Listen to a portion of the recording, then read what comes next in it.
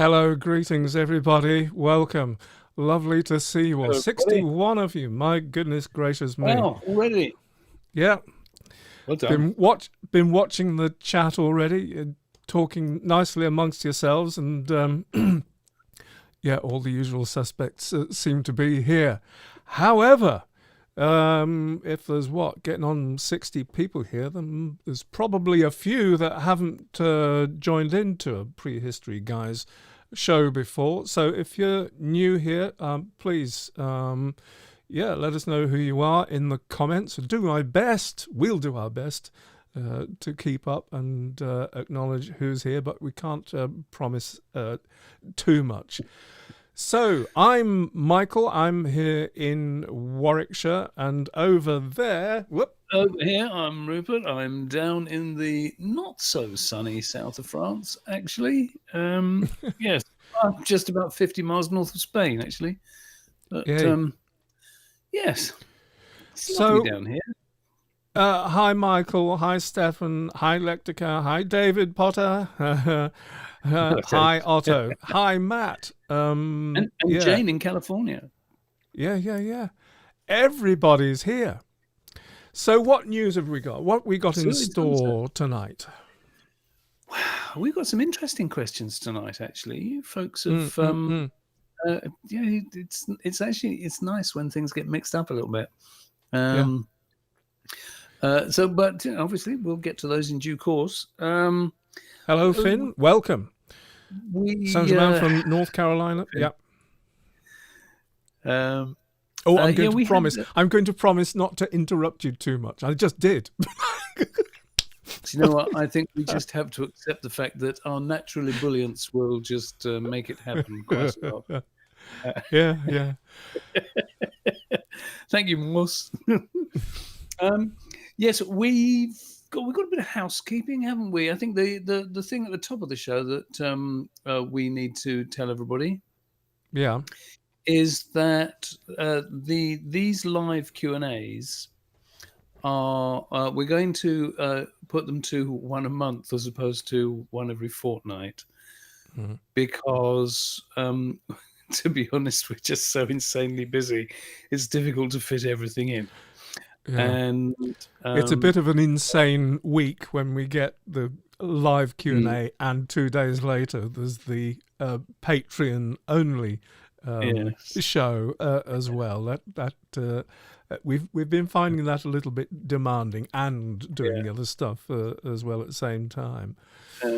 Because overall, I mean, our workload is getting bigger all the time, which is great. That's not a word of complaint, because we absolutely love what we're doing, and we love that it's you guys that really you're making this happen, to be honest. So it's that thing of making sure that we're making the best use of the time that we have, and we figured that if we do this once a month, then you're not going to get any less of us. We'll still answer the questions that come in, as far as is humanly possible. But that makes more sense for us not to drive ourselves into the ground quite much. But I think having made that decision, what occurs to me is it kind of frees time up just a little bit, and I wouldn't be surprised if we go live almost as often, and we come out with some ad hoc, and when something particular happens, just a little special thing, or somebody points us in a particular direction to look at something, then it gives us the ability, more the ability to pop up with something different and live, and maybe something shorter. So it'll be a question of watch this space. I feel that we'll be popping up strangely more often, but there'll be less, but less of these formalized, insofar as they are shows. Actually called this formal, apart from that, what other news have we got?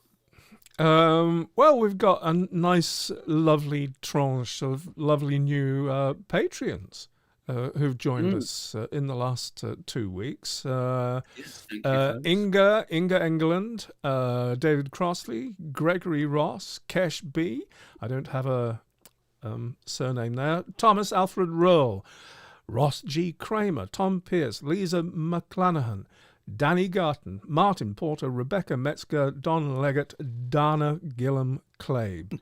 Thank you all so much, you lot. And if any of you, I think some of you are actually here on the call, you know who you are. Thanks for your, vote of confidence. Let's put it that way. And hope you're enjoying the ride so far. Couple of things coming up. You may have noticed, I don't know if anybody's been, hanging on, waiting for the next Prehistory show. If you haven't seen one of our Prehistory shows, we're only 2 in so far. But we developed a magazine program, video, which was based on the old format of our old podcast, but creating it for video. And it's turned out to be a little bit more of a job each month than anticipated. So this next one's been a little bit slow coming, but it will be available to Patreon folk within the next couple of days, and available for the general public for all other folks a few days after that. What's in the Prehistory show? I think it's a really nice one. I think there's really great stuff to look forward to.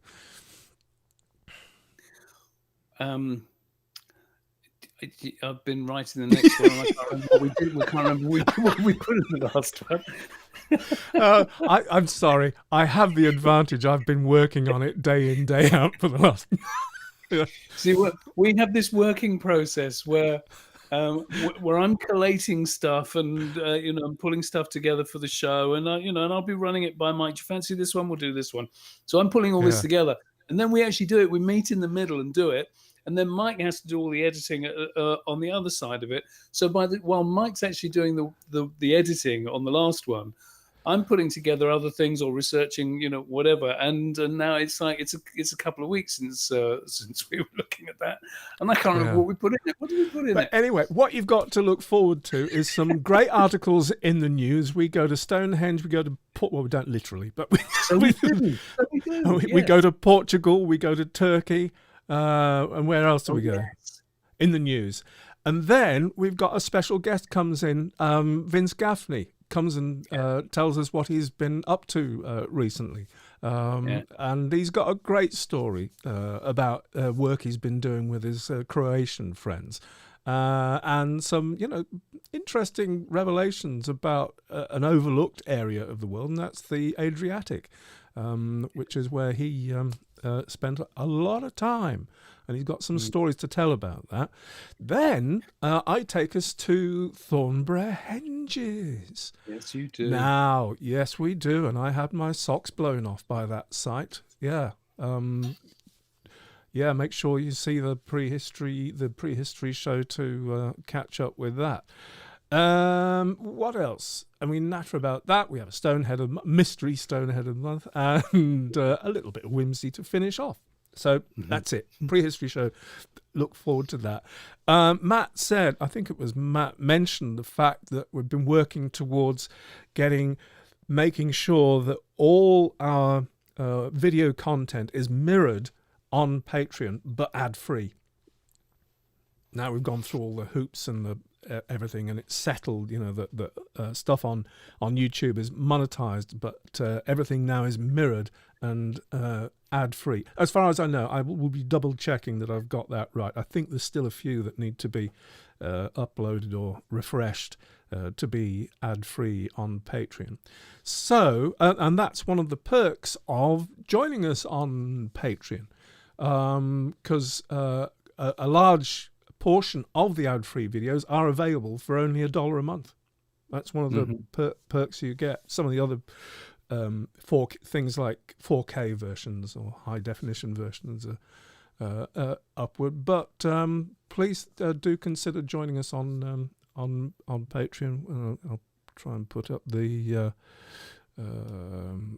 link there. Where is it?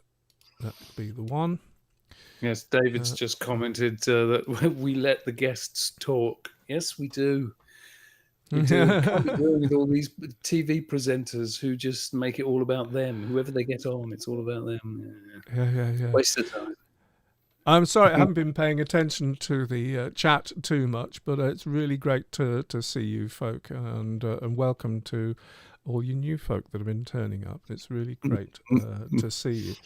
Anything else, Mr. Soskin, before we get on with actually answer some of these good people's I can't think of anything questions off the top of my head. I mean, just we, as I said, we are very busy boys with all sorts of stuff bubbling along in the background, and you will, you'll have it all in due course. But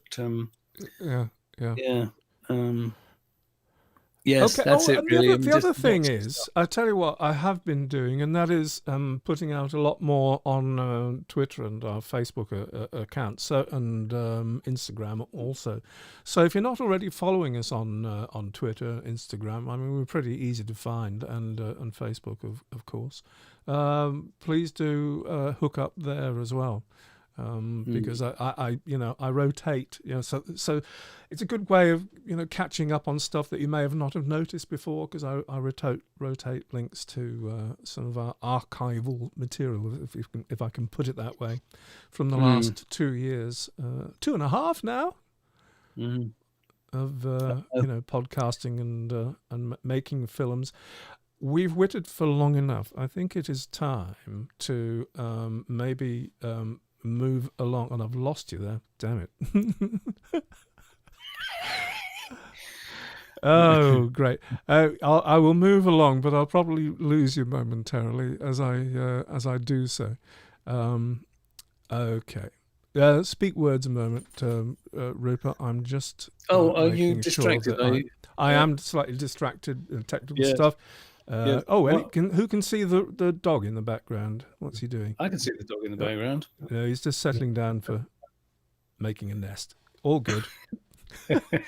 Let's move on to our first question. And mystery guest in the middle. There is nobody there. Anyway, no, we're all there. I've lost him again. This is going to be tedious. Are you struggling with the tech, Mr. V? I am. Yeah, it'll all work out. Anyway, our first question of the evening, and if you haven't been here before, we're answering questions that have been posted in the last 2 weeks by our enthusiastic fans, and we will do our best. Jay, the Doors of Perception. Jay, are you here? I haven't seen you. And be fascinated to know why Jay, the Doors of Perception. Anyway, Jay asks, what do we think about the taking over of ancient sites by other religions, such as Christianity, Druidism, and in more modern times, paganism, Wiccan, and even Satanism? Well, that happens, doesn't it? Yes. Well, it's one of those. It's almost immaterial what we think. It's the nature of time, isn't it?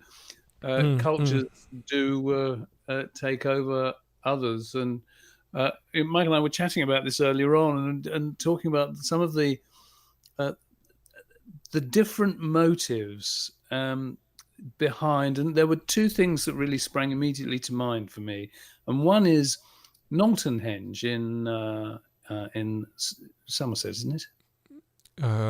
Yes, or is it Dorset? Is. Oh, no, I think it's no, it's Dorset. Is it still Dorset? Okay.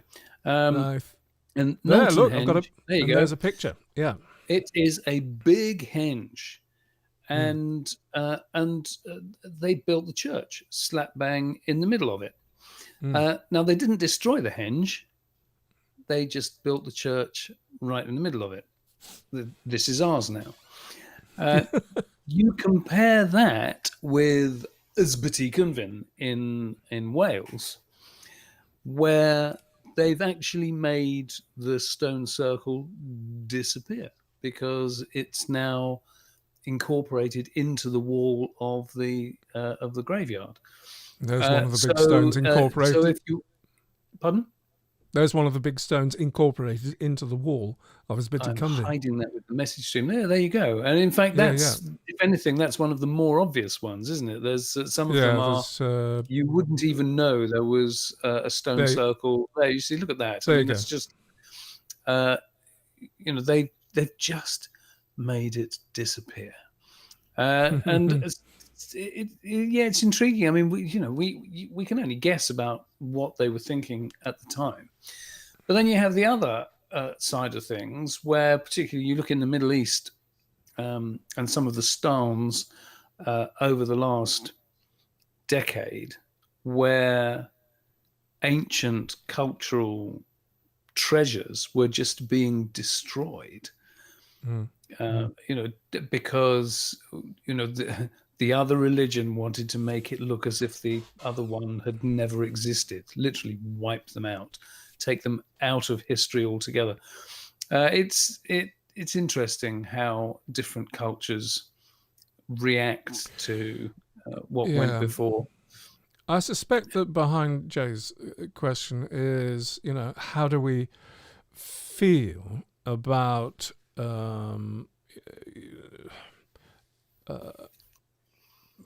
movements that have, are completely divorced, separated from anything, the original purpose of things. I suspect in the back of Jay's mind is, are we against it? Do we think it should not happen? I think, no, I don't think that. I think it's all fair. I think it's probably misguided. I mean, like I said, anything that's modern and happening now cannot hope to be connected to the original purpose, not with any reliability at all. But people do what people do, and who am I to judge? I think Tim makes an interesting point there. He says farming has done more damage than them. That is arguably true, but I think there's another aspect to this, and that is our romantic attachment to the past. Because every era stamps its mark, if you like, on sites. The mythology that goes around so many ancient sites, Rollright stones with King Rollo, or who was supposed to have fought a battle at the Merry Maidens. I can't remember who that was, but they're given these myths at different times in history. And I can't help thinking that if we applied the same romanticism to where we are now, see, we get all excited when somebody digs up a house in the middle of nowhere, that this 5,000-year-old house, and people get very upset about the notion of digging up the Stonehenge landscape and all that kind of stuff. But look where we are now. Should we be so precious about our houses? If somebody was digging up my house in 5,000 years' time, and people were getting really upset that we shouldn't be disturbing the landscape the way it was, or it's this. I think sometimes there's a misplaced importance to things. We need to understand our past, but I don't think that necessarily means we have to be reverential of it as such. Do you know what I mean? Do you know what I mean? Yes, I do kind of know what you mean. I don't have a problem with anything as long as it doesn't, damage things. As long as it doesn't get in the way of our real understanding and that's the thing. It's the understanding. Lead us off in strange directions. Two questions. What if the Christian church had never told stories about stone circles and monuments, etc.? If they've never declared that people were being turned to stone for dancing on a Sunday, and what if William Stukeley and John Aubrey never declared that they were Druid circles. What would our attitude be without those interesting little, Well, stones yeah, thrown well, into the mix? that's our hot potato, isn't it? Really, Yeah. it's it. We have this thing. In fact, it's something that's going to come up more than once this evening. Is how so often the first port of call in attempting to understand so much prehistory is to go to the romantic notions, Yeah. of temples and what have you, as opposed to any of the pragmatic and downright practical issues that our ancestors would have been having to tackle on a daily basis. I think it says a lot about us, doesn't it? In fact, we said that Oh, in the film yeah. about the Rollright Stones, that so much of it says Yeah. more about us than it does about our ancestors. Yeah. Mm. I mean, yes. Has the Wicker sculpture gone now from the Rollrights? Because that was nice. I liked that. Everybody It's up the thought it road was from three here, right? witches, but it's not. It's meant to be Meant to be fairies, yeah. fairies, yes. But everybody interpreted those three Wicker. So did I. I was almost disappointed when when we were told they were fairies, because for me, fairies are small. It should have been a little wicker thing that was dancing around the circle itself, not three enormous. Yeah, they look like witches anyway, don't they? Well, all right. Now they're fairies. Yeah. Oh, It's a nice ambiguity, if you ask me. It is a nice ambiguity. Apparently, Lizzie can't make it tonight, but she's saying hi. So pass our greetings back, David. Thanks. Thank you for passing that on, David. Yeah. He also declares that Stonehenge rocks. It does, actually. It certainly does. It's a goodie. It's funny, isn't it? I can't think of so many places. I mean, he mentions, Wicker and even Satanism. I can't think of that many places where they've I think taken we'd be over. surprised. I think we'd be surprised. Because, Well, unless you're talking about prayer ribbons and that kind of thing, I suppose. Well, no. Twice I have approached, sort of semi-well-known stone circles and had to walk around because there were ceremonies going on. Yes, but they were Druid ceremonies, weren't they? They were, yeah. And I think the Druids, because of Stukeley, I think the Druids have kind of taken emotive ownership of a lot of places. And I've got a certain respect for that. They're not doing anything that the Christian church didn't do 1,000 years ago. No, quite. We have heard tell that interesting stuff went on at the Rollrights. Yeah. But yeah, no first-hand knowledge at all, and we're spending quite a lot of time. I think we're. I think we feel quite benign to it all, but with the caveat that we need to be careful what we're thinking. That's all, and if it skews our thinking at all. Do you know? I think I will just toss in as a full stop to this. Really, it was very interesting in some other research that I'm doing in the background for our big project, which is going to be a book and a film later. Huge amount of research going into it.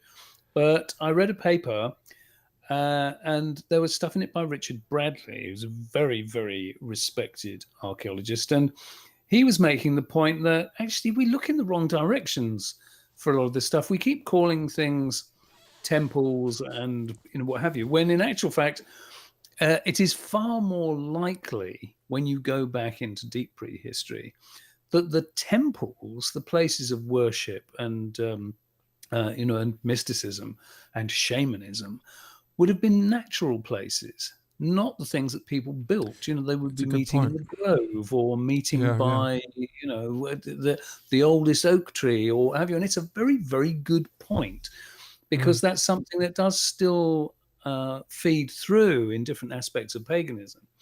yeah. And Oh, that to me is Jim's a witch. Jim's Hoos is a witch, and who's hello, performed. Jim. Are you? Well, that's interesting. Samhain writes at Arbelo a few years ago. Okay. One thing, I'm just going to grab that. Actually, put him on screen. Oh, sorry. No, well done. I can read. Are you trying to get rid of the Yeah, background? yeah. Sorry. One thing I was told after I respect is that since the circle exists already, that we do not need to cast circle. I'm not quite sure what that What does cast circle mean, Jim? circle mean. Yeah. Perhaps you can clear that up for us. No, fascinating. I'm glad to have you here and put your side of things. Yeah. However, we've spent a lot of time, and it's only the first question, and we've got some really strong talking points to get through. We do. Jay, I hope that satisfied your curiosity as far as. So I'm going to move on right now, which means Okay, I'm going. Jim just answered that, saying that it Yeah. means that they don't need to. Yeah, they don't need to cast a circle because the circle's already there. Yeah. Okay. Yeah. Interesting. I think. Okay, I'm going to move on, and you're going to go blank, and I'll have to do jiggery pokery things, and I'm going to add you straight back in. There we go, no problem. Kevin. Now, Kevin posted us quite a long post with a whole anecdote within it.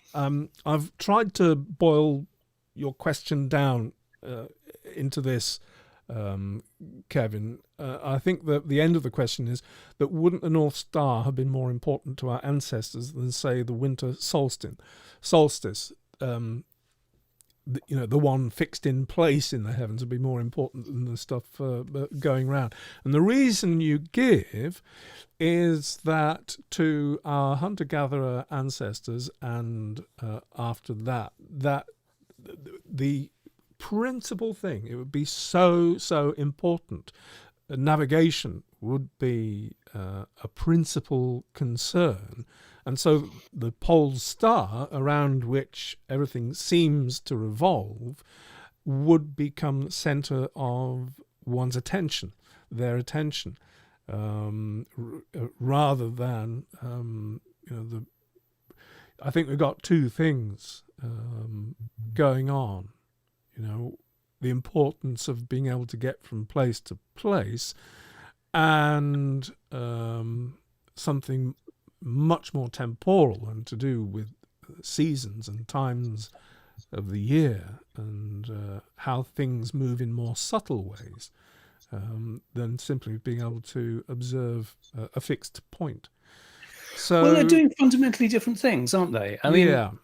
I think to begin with, there's going to be from a purely animal point of view. Even pigeons can navigate by the stars, and in fact, there's quite a lot of wildlife that is tuned into that. I think that we would have been aware of things innately for a very, very long time, and there's the profound difference between the anchor point in the sky at night and that blazing ball of fire that warms you up during the day. Your relationship with this tiny white immovable dot, as opposed to this blazing ball that rolls through the sky every day. I can completely understand why solar worship has arisen in so many different cultures around the world at different times, because of everything. It's fundamental to everything that we need. So, making a point of building sites so that they align with the solstices. So that's a reverence to the sun, and marking that fundamental change in the seasons, as opposed to the stars that there is no change. There's nothing to mark. Yeah. Do you want to address that, Rupert? Kevin says pigeons use the magnetic field, not the North Star, or not the stars. That is true. There were some experiments done with various. It was particularly birds, but there Thank you, are John. some that, and I wish I could remember. It was a long time ago, but there are some that they'll take a fixed point and they'll fly in relation to it. In actual fact, if you want a nice piece of useless information, it's the best working theory as to why moths will fly round and round and round and round and round in circles, crashing into light bulbs and burning themselves on candles, is because they're hardwired to fly in relation to the moon, for example, which is this fixed bright light in the sky. So they can, they can just fly in a line, keeping it on one side. But if there's a light bulb, they're going to keep it on one side. They're just going to fly in a circle. I think. Do you know what I'm going to say? Just occurred to me, and I will address something else. Geraldine says the skies above would have looked different to the ancestors. They wouldn't have looked very different in terms of the way they're arranged and what's there. But take the point absolutely that simply because they'd be able to see them better or be more conscious of them because of the lack of light pollution and all that, they'd be considered a much more intrinsic part of daily life. The sky, in relation, that. Well, you were saying earlier on that now our relationship with the night sky has changed because now we sit indoors and watch telly, or we sit, whatever we're doing, reading a book, doesn't matter. We're inside with electric light. We've made night an irrelevance to us, except for when we want to go to sleep. Whereas, you think at this time of year, for our ancestors, well, it's not time to go to bed, is it? But, you'd sit outside drinking your Neolithic beer, watching the stars. It's, I have a thought. I have a thought as to why things that are more subtle than the appearance of the North Star have far more importance as far as the monuments are concerned and alignments are concerned, is that being able to locate and register the North Star and the fixed point is a relatively banal thing to do. Once you know. What is mysterious and what is clever and what is magical is being able to predict where the sun and the moon are going to be at certain times of the season. And that confers power. And if you've got that kind of knowledge and you can display it in how things are done, then you've got power.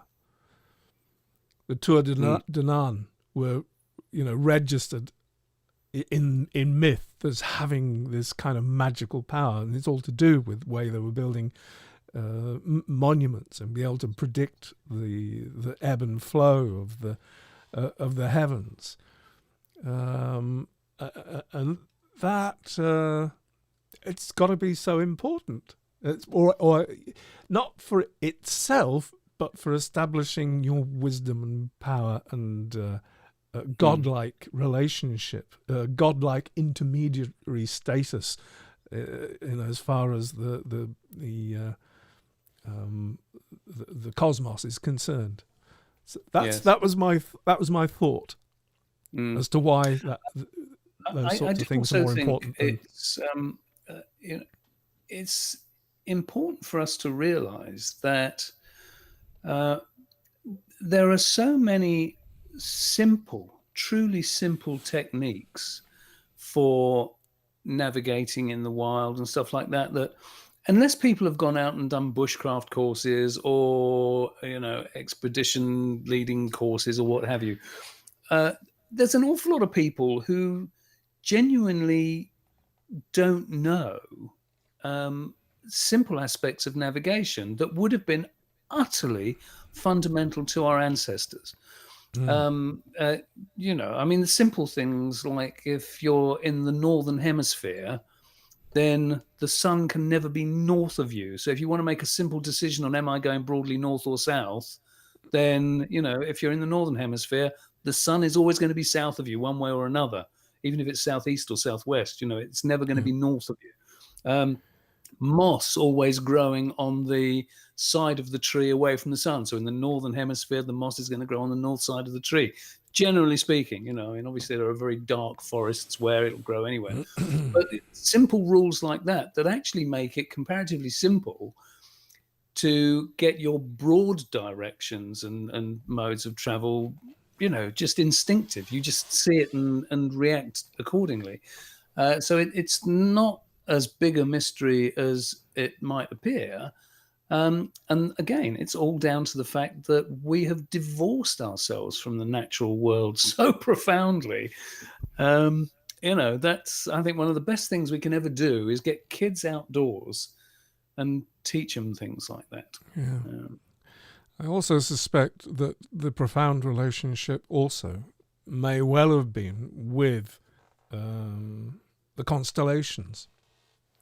Because we've been alerted to this and thinking this way by my recent visit to Thornborough-Henges.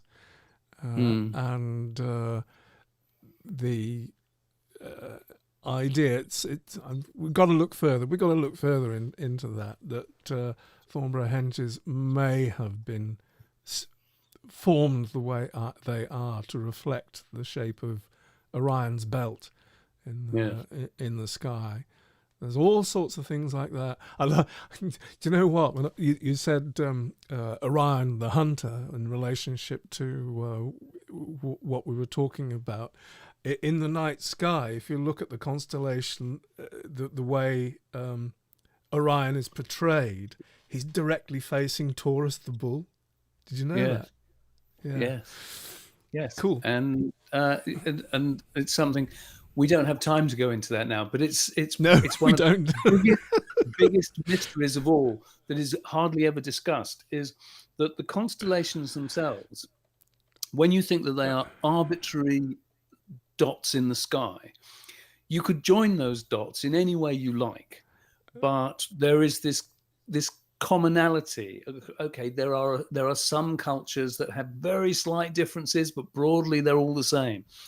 And we don't know when they came from. We know where certain names for them arose, like, you know, the names that we use today are mostly Roman, but they actually go way, way back in the past. We don't know where they originated. We don't know who first joined the dots. Yeah, do you know?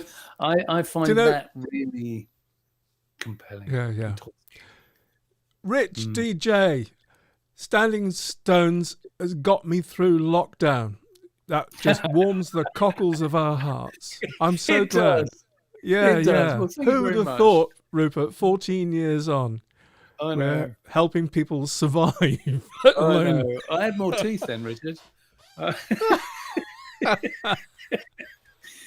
Yeah. Oh, welcome, Buford. Better late than never. Hi there. I believe that Merrin joined us, I think. I didn't actually see. Merrin Dunny, I think, is with us. Rupert? Hello, Merrin. Indeed. Anyway, that's great. Thank you so much for that, Kevin. Okay. Oh, right. Moving right along. You're going to disappear. Hold on. Oh, Jane, yes. I've made myself disappear now.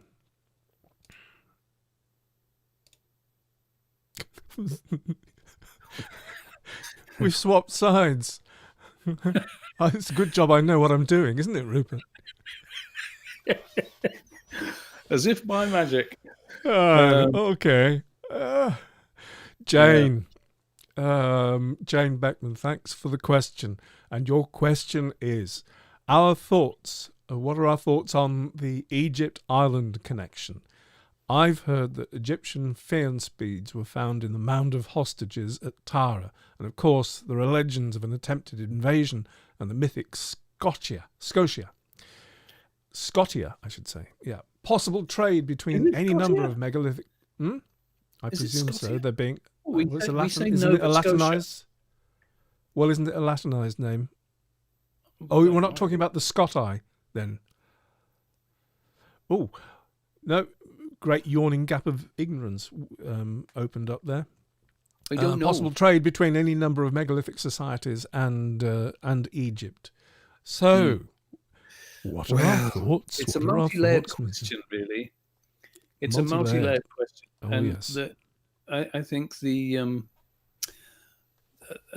biggest disappointment, to give you straight away, is that the beads were found at Tara. These faience beads, if you don't know what faience beads are, basically it was a technique where different minerals, depending on what they wanted the final effect to be, they would mix different minerals with the sand or quartz to essentially to make the glass beads.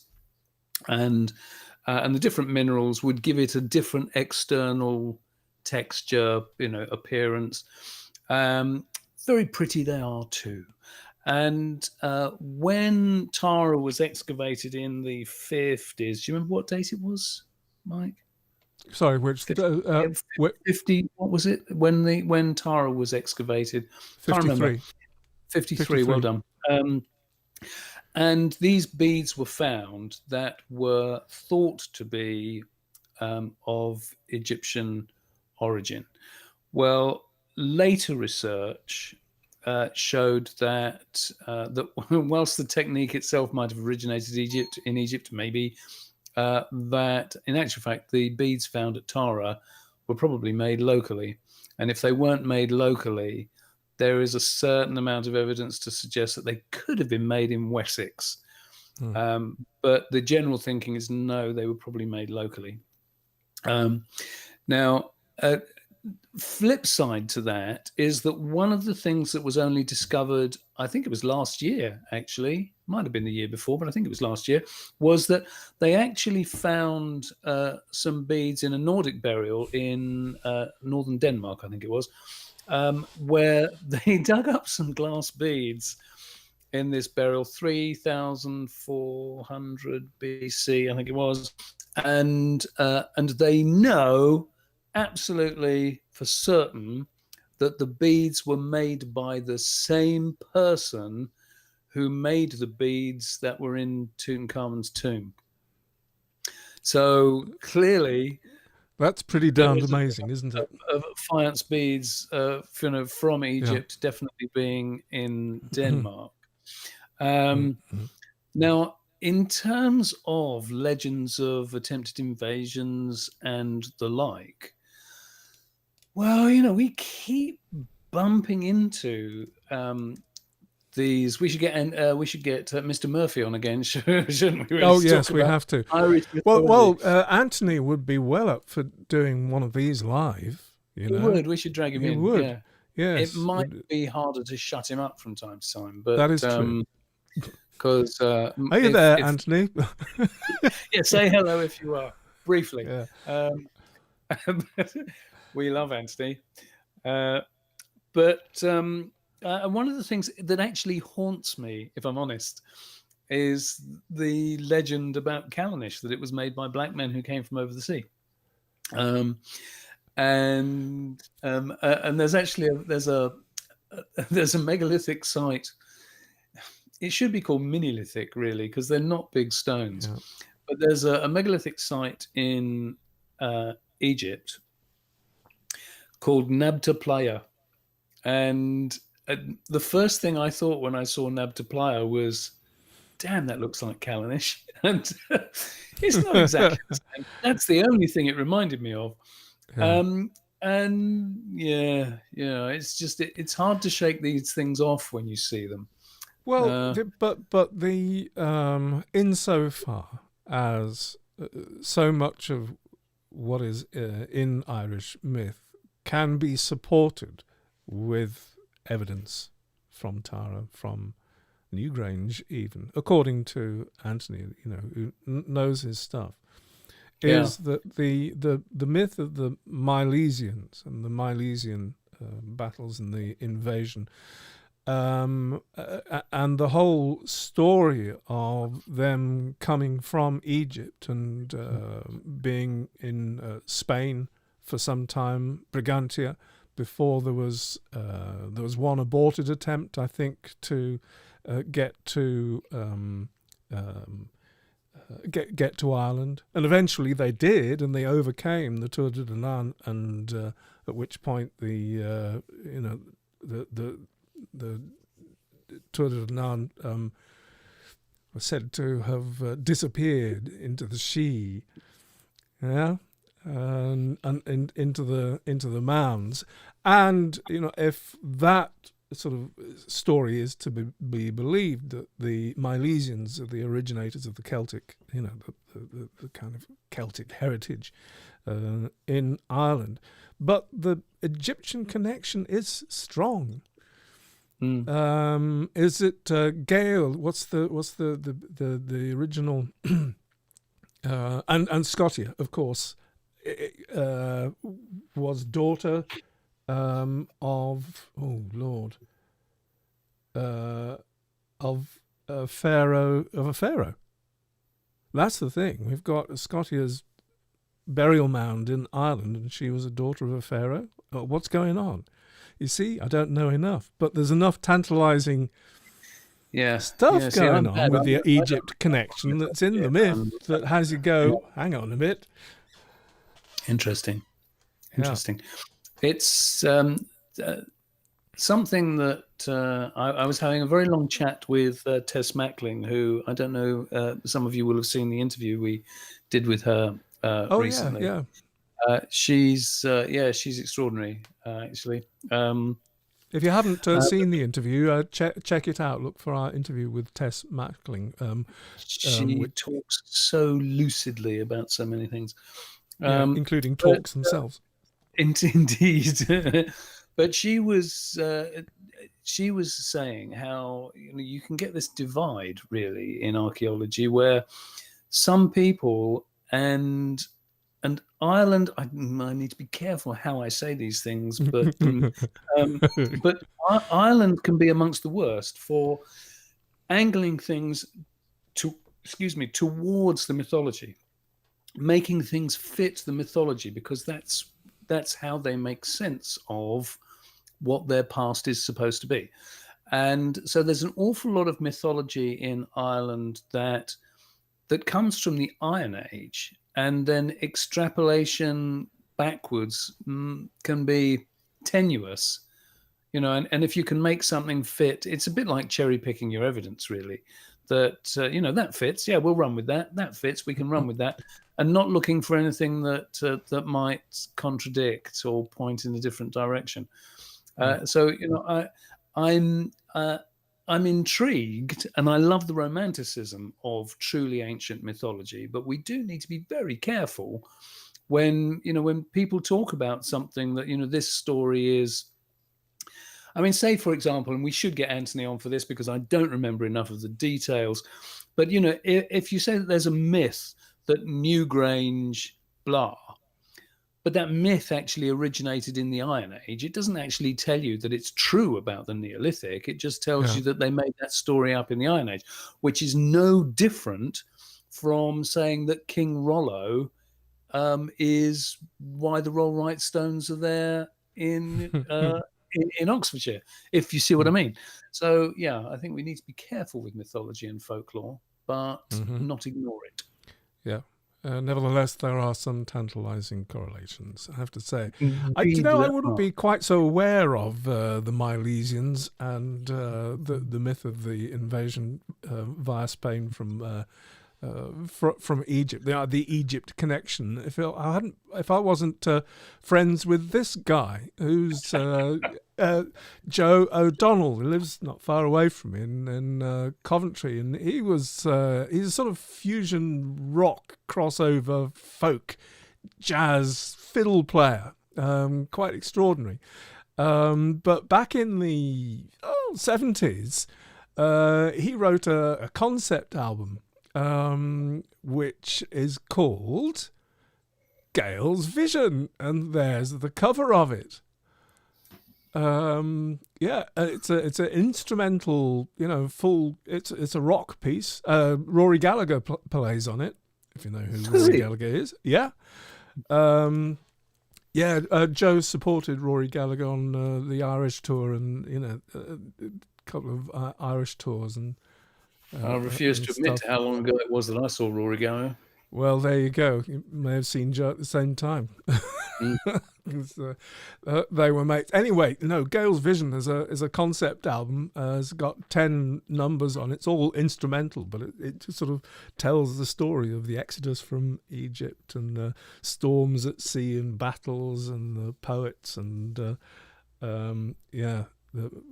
Mound of the Hostages and all that kind of thing. Anyway, so we digress, but I thought you'd like to know. Gale's Vision. Joe O'Donnell, look him up. I'm just going to pick up on a comment Sylvia asked earlier on when we were talking about the famous beads. She said, has Balkan amber also been found in Egyptian tombs? And do you know what, Sylvia? I'm going to look that up. I don't remember. Yeah. I'll try to come back to you on that, because something in my head says, well, I'm pretty sure they've got amber. I know they've got amber. Is it Balkan amber? I'm not sure. I'll look into that, because it's a very interesting point, and you'd think that the traffic would have been both ways, wouldn't you?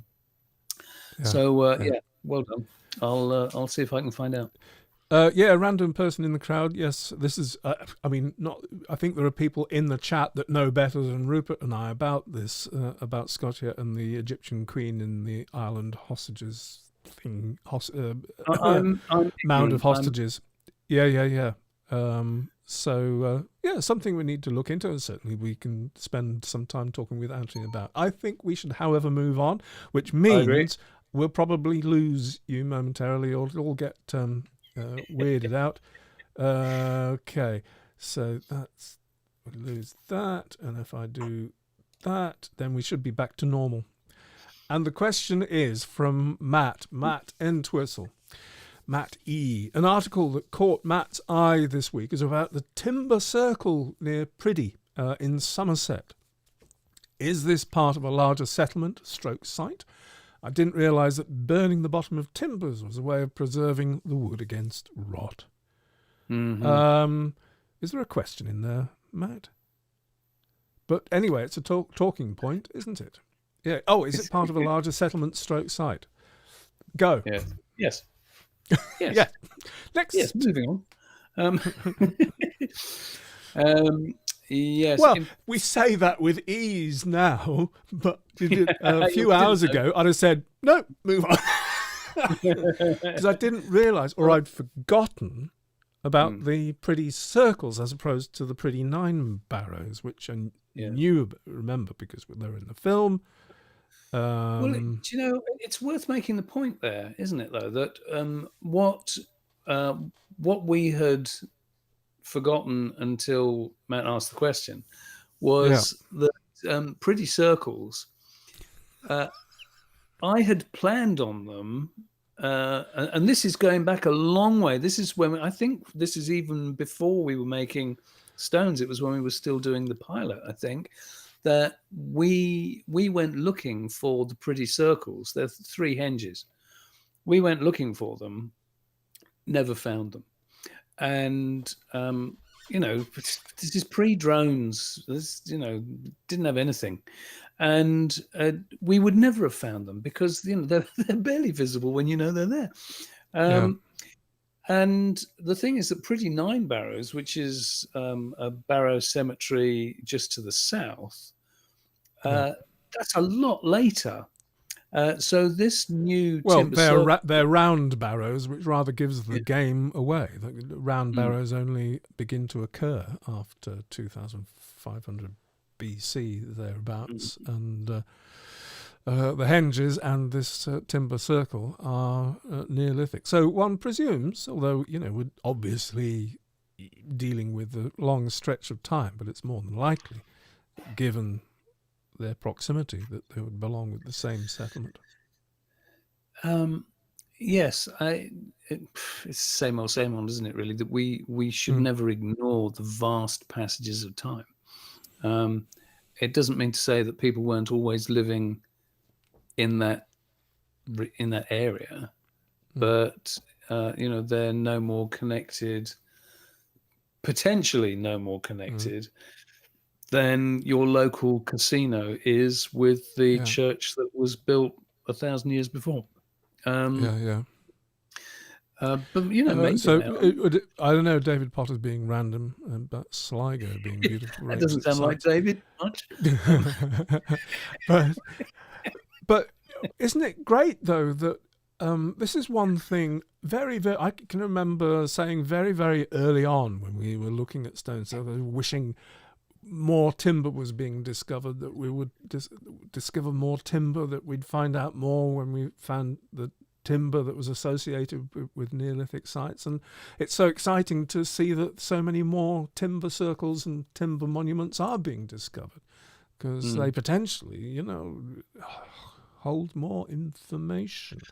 Well, with the advent of, it's not the advent, the development of, more and more refined techniques in Mm. soil analysis, and being able to tell that, well, just from geophysics, I mean, it's glorious to see a magnetometry readout that shows you post holes without you even having to stick a shovel in the ground. Yeah. Um, Here's the to, brilliant thing, though, Rupert. If you get a stone circle, there's huge reluctance to doing any archaeology because the mm, returns are minimal, and you can't tear down and take rocks up for the sake of doing a bit of archaeology. Timber mm, stuff, different story entirely. You mm, can dig to as long as you're doing the archaeology properly, you're going mm. to get masses of information that you'd never get out of the ground if it was a stone monument. Yeah. Well, I think that's probably one of the most fundamental points that we will repeat till the cows come home, is that there isn't a lot of point in excavating stone circles because people didn't live there. Um, Yes. so Yeah. it's not really going to tell you all that much. Henges. So if it's a circle henge, so you've got a stone circle on a henge, then we still haven't really established. In fact, I can't think of any place that's been specifically dated where we know when the henge was dug and when the stones were put in place. Um, it's highly unlikely that any of the sites were conceived as at the beginning to have had a stone circle in the henge. I don't know that. Obviously, it's just a suspicion. I think a henge um, is a different thing. In fact, here's another good point for you. It might be going off on one, but I love it. Kenny Brophy, Scottish archaeologist, who we will be dragging on for an interview in the not too distant future. I was reading a wonderful paper that Kenny wrote a while ago now, but he made the point that henge should be a verb, not a noun. It's not. It's not you go to a henge. It's we henge something, and you henge something for a reason. So to surround something with a ditch and bank, you've got to have a damn good reason for doing that. And Yeah. not all henges will have served the same function. Yeah. Such a very, very good point. So it is Yeah. to henge. I henge, you henge, we henge. Yeah. Um, The burning of the bottom of timbers. yes, That it is. makes sense. But who was it you came across recently that it was being assumed that the burning of the bottom of the timbers was some kind of ceremonial thing?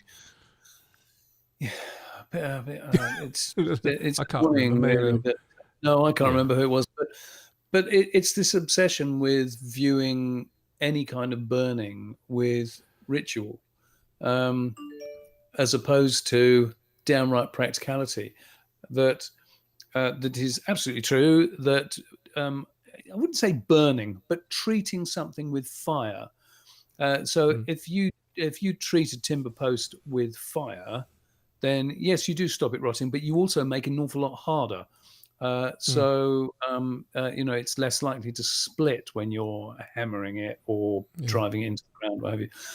Also, when we met up with Jeff Watson, who a friend of ours, who brilliant flint knapper, and Jeff had made a replica axe, flint axe, with a. Do you remember what the wood was? I can't remember what the haft was, but the handle that, in order to make the hole to receive the axe head, he had burnt the wood and treated it quite heavily with fire to make it really hard, so that it would take that axe head without splitting when the axe head was being pushed into it. And of course, it's still going to expand with moisture and what have you. So grips like. And it probably sounds terribly simple, the burning of the bottom of the timbers, but it probably hides a wealth of knowledge and expertise to be able to do it properly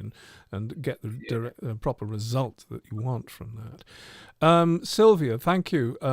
Sylvia says, sorry guys, Neolithic round barrows do exist. Just checked with my Ray and Thomas Neolithic Britain. Yeah, absolutely. But I do maintain that the round barrows signify, the change of culture towards the end of Neolithic and into the Bronze Age. In fact, I think you're absolutely right. But again, it's important to. And the pretty barrows are dated to the Bronze Age. They're not. Yes, definitely not. But it's that thing of, and we're all guilty of this, that because we eternally use the divisions, Neolithic and Neolithic, Bronze Age, Iron Age, whatever, that it's almost like we're discussing these lines in the sand, and they're not. It's like, what if you've got a 2,000-year period? How long was that transition when culture was shifting from this to this? And I know I've said this before, but it's even. Now, for example, that cremation is pretty much the norm now. All right, there are still a lot of burials, but the weight of it is we cremate people, whereas you only have to go back last century, and burial was the norm. It's this transition into different ways of dealing with whatever aspect of society. So you're absolutely right. There are Neolithic round barrows. But when you look at the sort of the cluster going from not so many into it's now what people do. Good point there. Yeah, who's saying henges were for defence? You won't find that argument. Okay. How are we doing, folks out there? Everybody's chatting nicely amongst themselves in the chat, which is fabulous. If you've just joined us or joined us in the last hour, we've been going for an hour already, Mr. Soskin. Good grief. Welcome to you. If you've not been on a Prehistory Guys show before, welcome. Do make yourself known in the chat and join in. Also take a look around on the channel if you haven't before, and also check out supporting us on Patreon for as little as $1 a month. That's how we get by. Right. Anything else there? Shall I move along? Yeah. Okay. Otherwise we'll be here all night. I know. Well, we are here all night pretty much. Oh, lost you again. Add to the right. Now then we get rid of the fellow in the middle and we're good. Oh, Jimmy, you've been waiting for this moment, Jimmy Lawley. Would you believe it? Jimmy Lawley wrote us a ditty, a poem to be read about the Prehistory Guys. Jimmy Lawley is sending out an SOS. Right. Shall I read it? Go on, I'll be right in big lot of trouble if I don't, I tell you. I was on a promise. Yeah. So Jimmy's poem. To Rupert and Michael, the prehistory guys, amateurs but experts in the field of prehistoric monuments, their programs always yield a wealth of information, banter, humour, speculation. Enthusiasts, not academics, no blindfolds of convention to hinder their search. They refuse to worship at the church of tradition. They're on a mission, and they take us along. As the Stoneheads, we dig them and hope for lots more. Top quality videos like Standing with Stones. I know I'm not alone. The guys are in the zone. SOS. Stoneheads on standby. Thank you, Jimmy. Thank you, Jimmy. Thank you for taking the time. My goodness gracious me, and the appreciation. That's all. Thank you very much. Do you know what? I hope I did it justice. I hope I did it justice. I think you did. Nobody's written a poem about me before. My son's once wrote a limerick, but that's not quite the same. A pleasure, Matt. No problem at all. Okay. So I was just checking in the chat there, Rupert. Shall we move on? Yeah. Is that all right, Jimmy? I'm going to lose you again. Sorry about this. I shall. Oh, it's all going so well. Here we go. I'll try it manually then. Oh, dear Lord. Oh, yes. Here we go. Ty. Hello there, Ty. Are you here? Ty, I think you are. Ty Bashiri, I would love to hear more on Karnak and any insights on its layout, archaeology, and what uses it could have had. Ty, so would we. Yeah, that's one way of dealing with it. Yeah, moving on. I'm so sorry. Yes, I don't mean to be facetious, but literally, Karnak is, it's the elephant in the room in many ways because it's so flipping big, and yet it is enigmatic to the nth degree. Yeah. Speaking for myself, I have two ways of I have two ways of looking at Karnak, and one is it's the European version of Easter Island. You know, they put up this army of stones that are, really, is it this army of stones that's supposed to be putting the fear of God into people? I don't know. What I like to think it is, and I sound like I'm being funny. I'm not really. I think that we've said this a little bit before, that it's like if you've got a piano in your house and you watch the removal men put the piano in your house, that it's something you can barely move it, and these two guys just throw it up the stairs and they swing it around, and and it's just, if you know how to do it, it's easy. We've got just so many instances where people throw heavy weights around very easily. So I think this notion of putting up stone circles as being ridiculously difficult, I don't think it was. A lot of effort, yes, and a lot of work, but I don't think it was difficult for them at all. I think they just knew how to do it. And I think that because you would have had experts in any field. Bye, Marion. Is Marion going? Oh, bye, Marion. Yes, I'm afraid so. And so, experts in anything that you'd have called the experts in. You couldn't expect every small society, if it was a group of, a village of 100 people, that you maybe didn't have your resident stone movers. So you'd call them in. And I think that Karnak is a showroom. And people would come to the showroom and they'd walk down the avenues of stones. And, did you know what? I think I like that one. Can you deliver it next Tuesday? And they'll say, no, not next Tuesday. You can have it 3 weeks next Tuesday. It's a bit like Silbury Hill being the slag heap of Avebury. Yeah. It's that kind of thing. Well, yeah. So you say, What is fascinating to me, the scale, and you have to go there. It's difficult to convey. I mean, there are plenty of images. There are plenty of images down through antiquity.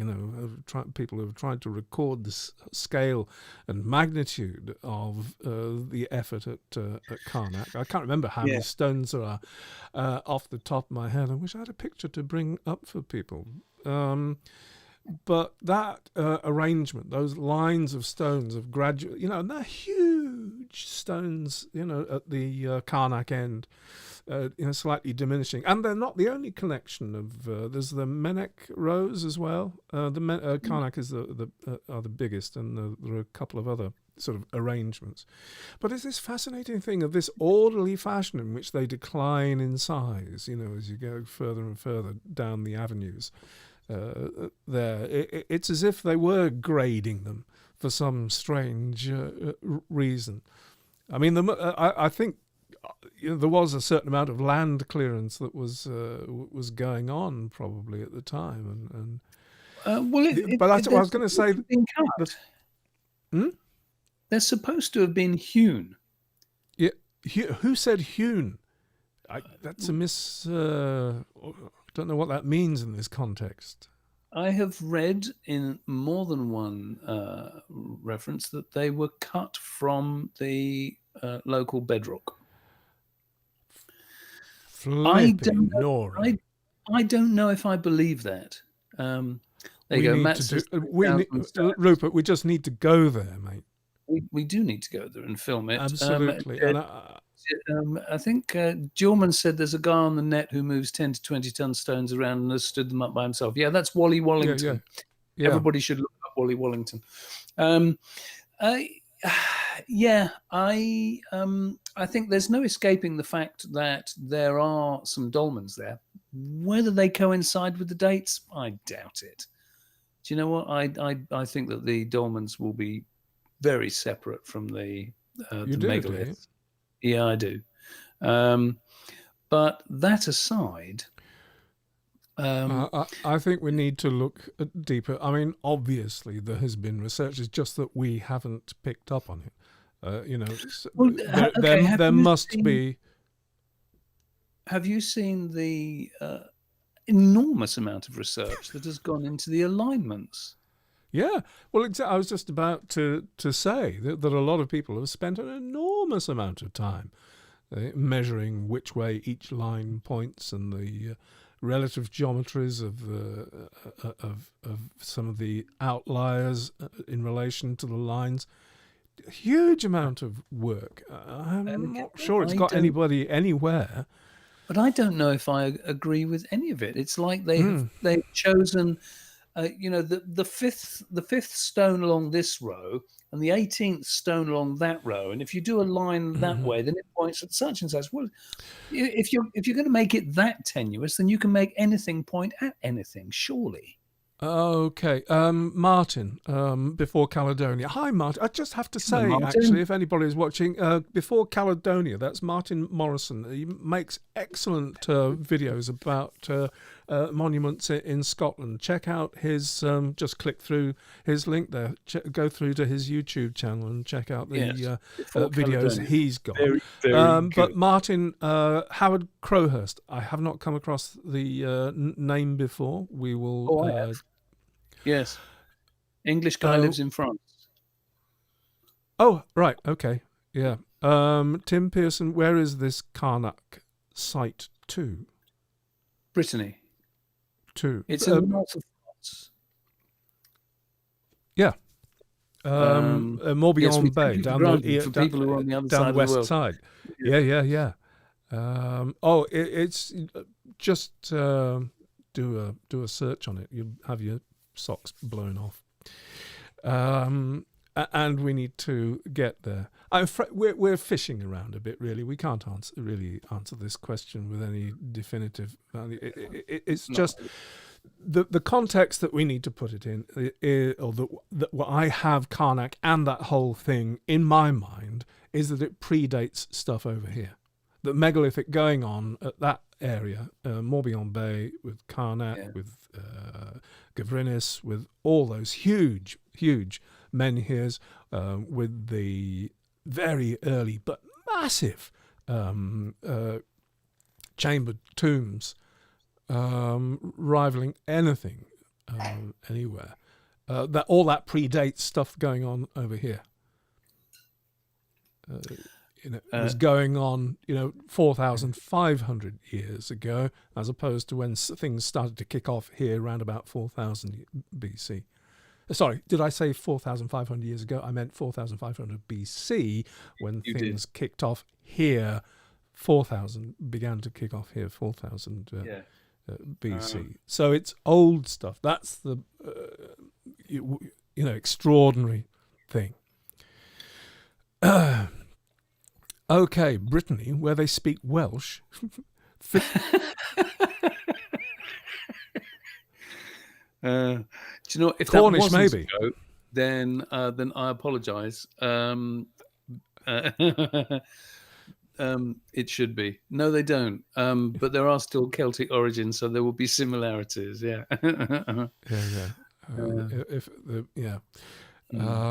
But no, I love Brittany. I want to go back there, but specifically to yes, and come back with more information than we've got in our brains right now. Do you know, Breton, thank you, Tim. I'm going to. Janet says Breton is close to Welsh, so cool. Yeah, fair enough. Hush my mouth. Is it really close? Is it? Okay, fair enough. Well, Janet says. Okay, well, I'm not going to argue with you. No, me neither. I have to be honest. There is, and it's one of the things that really goes in our favour as researchers, if you like, is that we research what fires us up, and dive down the rabbit holes where we think something really needs to be uncovered. But there are an awful lot of things where you take something as enigmatic as Karnak. And you could spend a lifetime researching it if you want, and so we tend to avoid the deep dives on places like that because we don't really feel that we'd learn a lot, but we don't really think that we would be bringing you any more than you can get from going out and reading other stuff anyway. The main reason that we do any of this stuff is to share the new stuff that we can find, or our own opinions where we cussedly disagree with everybody else, which does happen. But yeah, so that's why we will go to Karnak and make a film about it, but we won't spend years researching it because not the best use of our time, really. We'll do our best. There are many facts that we don't know that we need to gather together. That's interesting, Jane. Yes, it is interesting, Jane. I will look into that because that's the sort of thing that I should know and tend not to look at. So thank you. Breton has changed less than Welsh over the millennia. Fascinating. Yay. All this crowdsourced information and wisdom. Love it. Yeah. The irony, I have to say, is when we talk about going to Brittany, though, the irony is that it would probably be quicker for Mike to get there from England than for me to get south of France. It would. Yeah. No question about that. Yeah.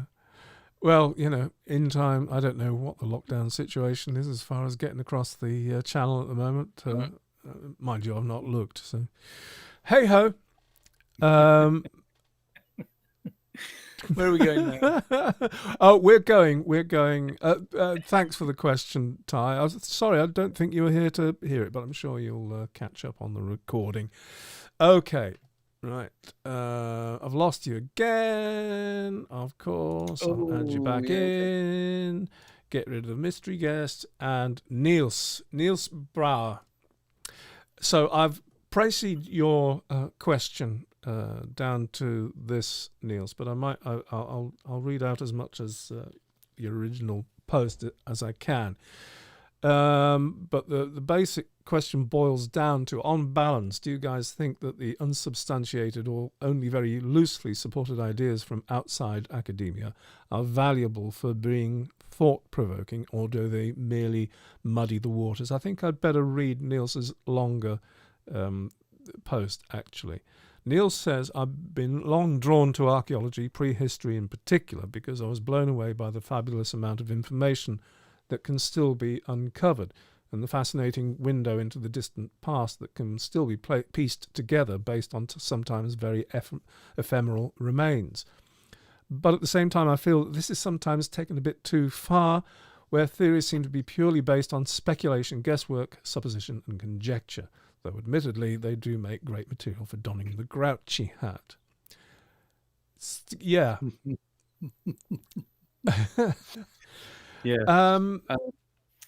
It's a delicate line to tread, isn't it? You were going to say something, Rupert. I could tell. I was, and actually, do you know what? I'm not sure it is a delicate line to thread.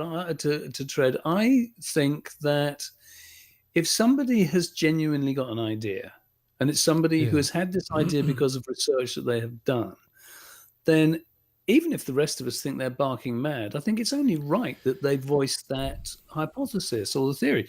I mean, for example, I was probably a bit mean, but oh God, I can't remember her name. But an archaeologist based at that works.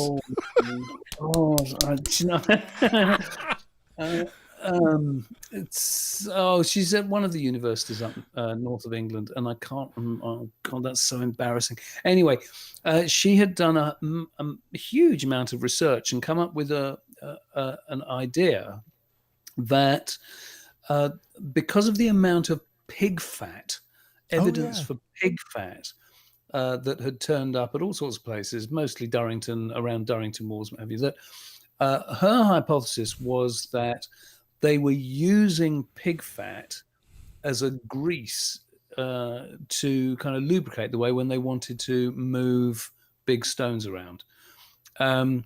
Now, to be honest, I think it's a little bit silly, but I think it's absolutely right that she voiced that, because I might be completely wrong. I just think we know that this was an enormous settlement with however many thousands of people there, and that amount of pig fat.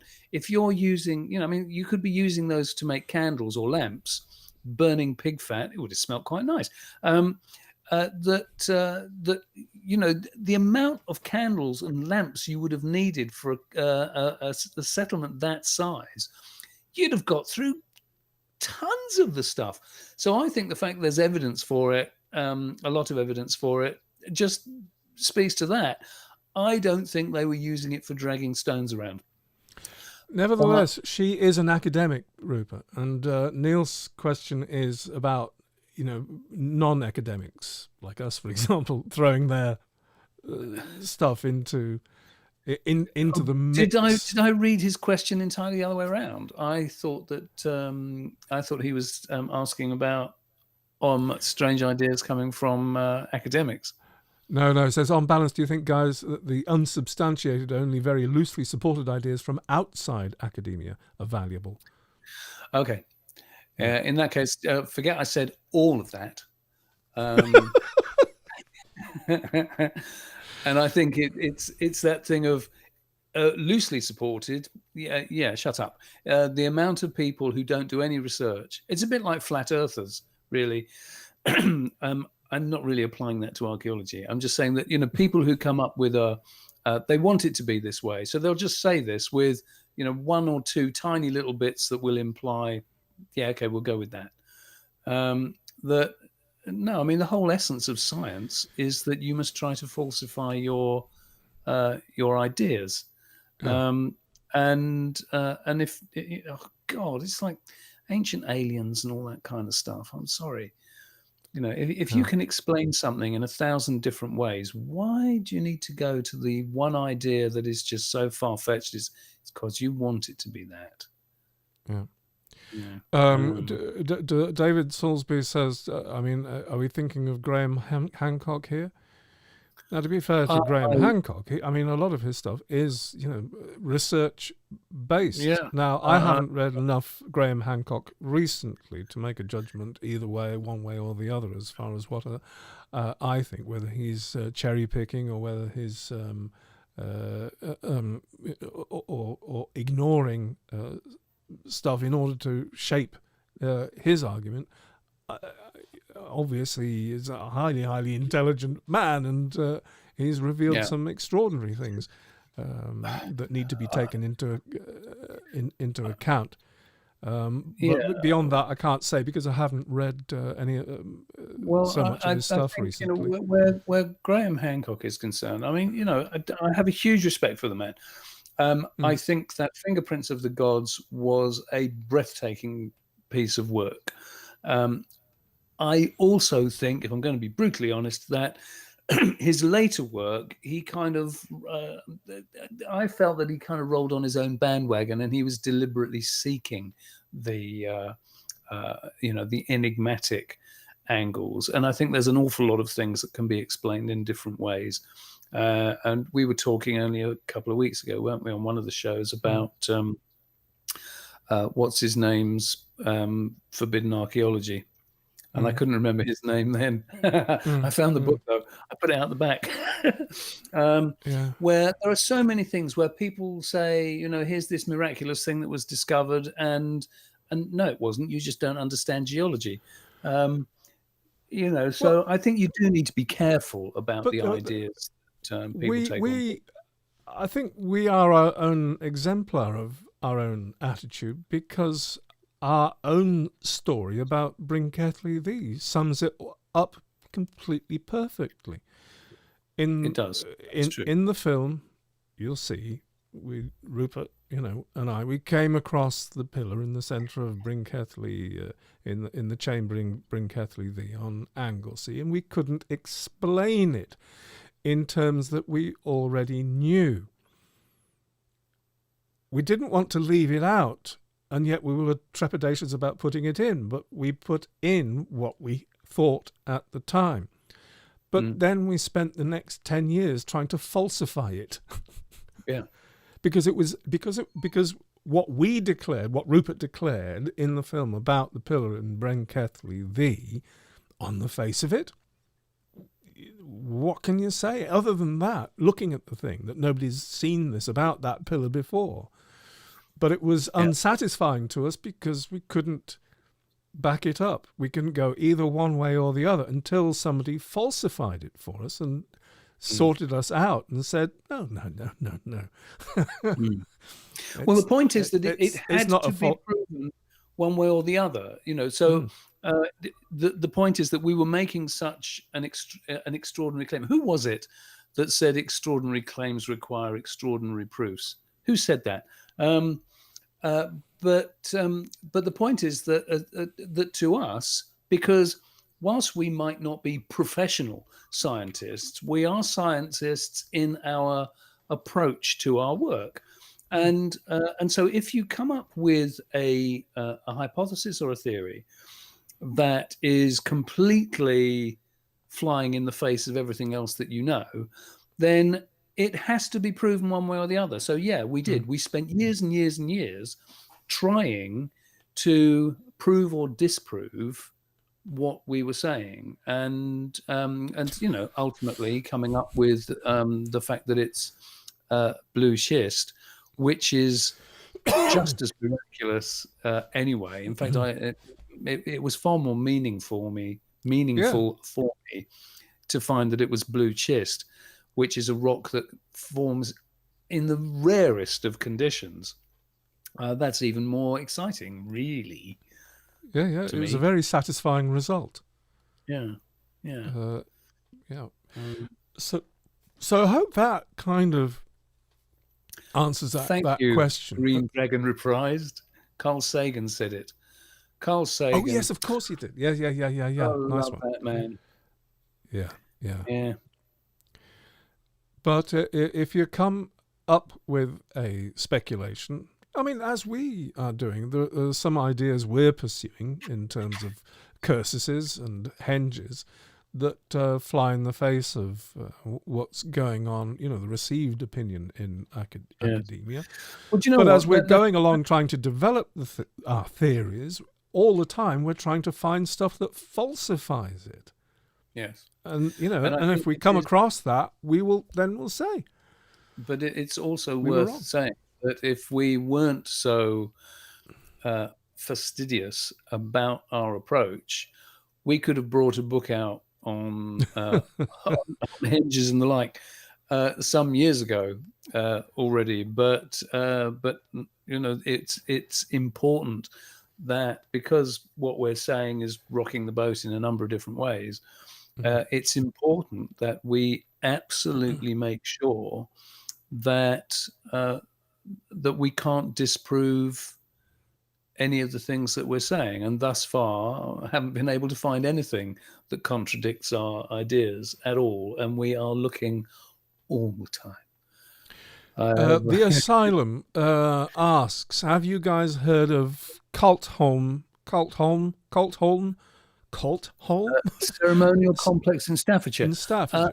No, I haven't. What date is that? I can't call you Asylum. What's your name? Cultholm Ceremonial Complex. I'll look that up. We will look it up. Yeah. So I think, we've said our piece about unsubstantiated and loose ideas. So I will press the moving forward button. You will disappear. I will bring you back in. I'll get rid of him in the middle. Okay. Also, I did want to go backwards slightly because there was a question that we omitted from Tony. Tony, I think you yeah. So apologies that you didn't get your question answered. But the thing is, it's a bit out of our remit. My understanding of the Marlow warlord that your question was about is Anglo-Saxon, which in our scale of things is well into... we're not your boys, really. We're not your fellas. We don't have a take on that, I'm afraid. David says the problem arrives when you base your idea on speculation. Then, because of that idea, you make sorry, there's a spelling error. You make a cut. I'm not interpreting. Interpreting? No, you can't be interpreting. That would never do. Interpreting all over the place, me. Something. Sorry, I'm misreading your post there, David. If you want to, another. I know. Yes, I know. I think we know what David means by that. And yeah, you're absolutely right. Yeah, that's just it. You build layer upon layer upon layer of Yeah. It's once people deviate from fact and then start, as you say, you start building on fancy, then. Oh, another. Okay. Great. Well, Graham asks, is the plural of cursus not cursi? No, it is not. It is. No. It is. We are told. No, it is cursuses. It is cursuses. I know, and it still troubles me to say it. So I take to saying, whilst I don't like calling them monuments, because I don't like calling any of these things monuments, I take to calling them cursus monuments just because grammatically it falls more easily from my lips. I'm a grammar Nazi, and I don't know. I don't know why it shouldn't be cursi, but it never is it? No, well... Phyllis, I don't know what you mean, Derek and Clive. Yeah. We should do the Derek and Clive version. Yeah, should bring the keyboard in, really, shouldn't we? Let us answer Keith's question, shall we? Can you see this, Rupert? Keith Rainbow's question. Archaeology is a branch of socio-cultural anthropology, but the vast majority of archaeologists appear to spend all their time studying artifacts and architecture. Is enough effort being made to understand ancient peoples by comparing them to modern primitive cultures? Discuss. Well... do you want to go first? Well, the vast majority of archaeologists appear to spend all their time studying artifacts and architecture. That is not. In our experience, knowing the few that we do, it is simply not the case. Do you know what? Can I just butt in there though? Because you say the few that we do, but in fairness, the hundreds of papers that we read. So we might not know them personally, but papers from hundreds of archaeologists, and I think the problem is that what the media are interested in and put out into the public domain tends to be about, oh, look what they found, when in actual fact that's not the case at all for all the work that's done behind the scenes, out of the public eye. Unbelievable how much research is being done into trying to piece together ancient culture and ancient society. And together with ethnographic studies that may illuminate and bring light to something that previously has been inexplicable. Yeah. That said, in fact, it was oh God, I'm really having senior moments this evening. Who was it that we? It was Mike Owen. When we were Snail Man. When and he was saying the obsession with bling. He referred to artifacts as bling. Yes. That he said the soil, what you can learn from the soil, not the bling, the soil. And it's so true that, the wealth of knowledge that you understand from the Matrix, in its literal sense, not in its Keanu Reeves. It's Duncan's angle as well, Duncan Garrow. I don't know if he uses the term bling, but he has turned his attention, or is drawing attention to the day-to-day in burials and interments. In fact, last we spoke to him, he's working with the British Museum to bring a special area in the museum into line with that, looking at the more day-to-day, the domestic objects that tell you much more about how people were living rather than what they owned, if you see what I mean. But there's another aspect to this, and I'm glad I remembered this, is that in order to do work, in order to put a trowel in the ground, archaeologists have to put together proposals when they're going to do a dig. And that if that proposal just said, we're going to do this dig because we want to find such and such a bit of pottery or such and such a bit of stone or such and such an axe, they wouldn't get anywhere. Their raison d'etre is to understand. It's not to dig up stuff and show you what they got. Their raison d'etre is to understand, and when they're putting together a proposal for a dig, and they have to do these things, they have to be really detailed in order to raise the money, to get permissions to get on the land, all those kinds of so many hoops to jump through. If it's that's a very good point. They've got to have a specific purpose that will help understanding move forward, not the number of bits of pottery we've got in such and such a museum or what we can show. So we're sort of really trying to torpedo your basic underlying conjecture there, Keith, I'm afraid. I hope that cheers you up. I hope that reassures you. Things may move slowly because for all the reasons we gave in answering the previous question, they have to be careful. They can't leap to opinions. But and there are technical archaeologists whose job it is, like Mike Allen.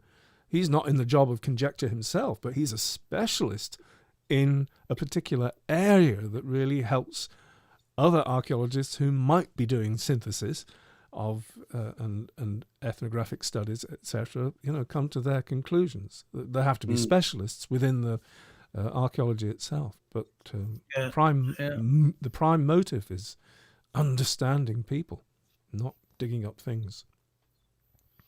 Yes.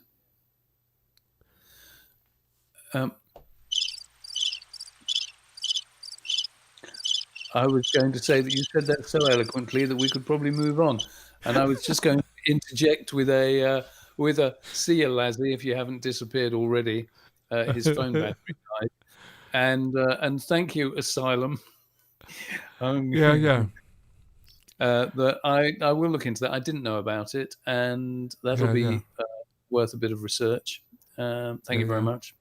Thank you so much, John. Thank you. When will you make another full-length documentary like Standing with Stones? It was amazing. They're coming. They're coming. They're just. I think the guy on the left looks like David Gilmour.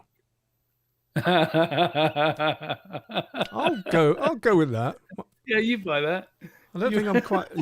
He's got a bit overweight recently, I think. He's got a few years on me. Not many, but full-length films. Well, the thing is that when we made Standing with Stones, it nearly killed us, and and the thing is, we promised that we would never do it another one without proper funding, and we're kind of building towards that. But the last time, we were so skint for so long, and it's just not fair on our families. So we're planning on doing a couple of. To see, coronavirus depends what happens. We have a couple of filming sessions scheduled for next year, making things longer than the things that we've been making in the last 2 years. And a couple of other bigger film projects that are a little bit further down the line, because they take so long. Standing with Stones, it took us 2 years to make, and it is that that to make something. You all clearly think we did a good job. We think we did a fairly good job. And so we're not prepared to do anything that sullies the waters we've already made for ourselves. You see what I mean? And we need to, and we need to be on a firm footing if we do go forward. And I think it's important that we have in mind that we will make another full-length movie at some point. But I think there'll be a few other little things, smaller things, between now and then. Yes. In fact, we can still climb mountains. Indeed. We will be making quite a few. In fact, I've got a list that I haven't even told Michael about half of these. But yeah, it's just they take a lot of time and money. And I'm just my inkling is sorry, Rupert.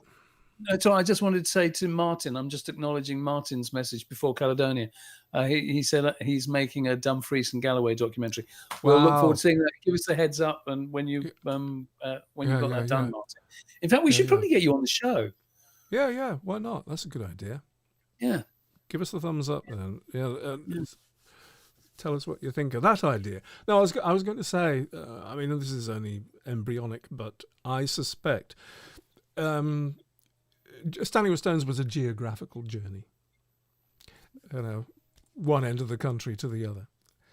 I suspect if we do anything else, it'll be a chronological journey. We'll be trying to put a timeline together to really pick apart what happened when and when certain people moved where and when, that kind of thing. So it'll probably include the continent and beyond, as we sort of move towards explaining this strange anomaly called the Neolithic in Britain, I think. Yes. There's just... so a sort of more of a time-based thing rather than a geographical journey. That's just a thought. Anyway, we have come to the end of the show. I've enjoyed that hugely. Thank you, and I hope you folks have too. Yay! If you haven't already subscribed to the Prehistory Guys channel, please do right now. We've just tipped over the 23,000 subscriber mark. Yes, we have. Yeah. Which is fantastic. Thank you so much, and help us get to 100,000. Then we'll be Then we'll be cooking. And I'm sure there's so many people out there that would also enjoy this. So share away. Do what you can. Also, don't forget about Patreon. The link you can see at the top there, and of course, there's a link down below. Two things need to say about that. We're very close to having 200 Patreon supporters. I bet you before the day is out, we'll be hitting 200. We have last count we had 196, and I bet you wake up tomorrow morning, and I bet you we'll be tipped over the 200 mark. Very good. That would be very good. Lectica, it's a pleasure. So two things.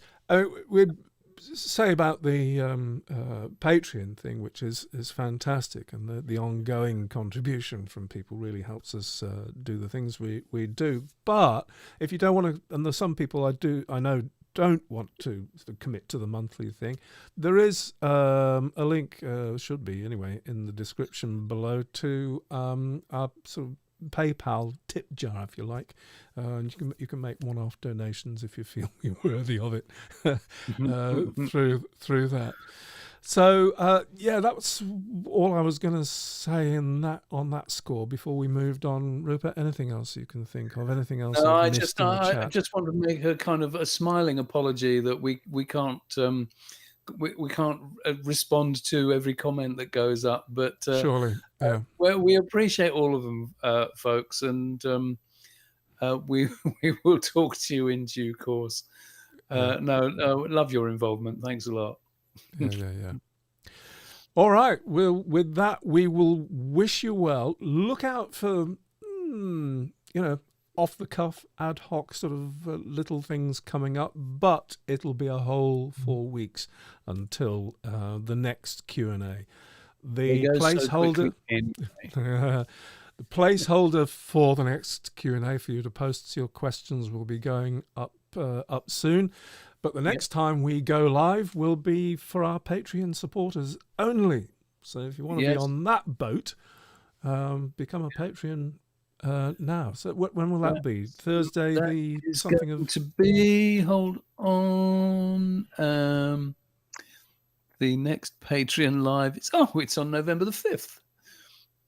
Not till then. My goodness.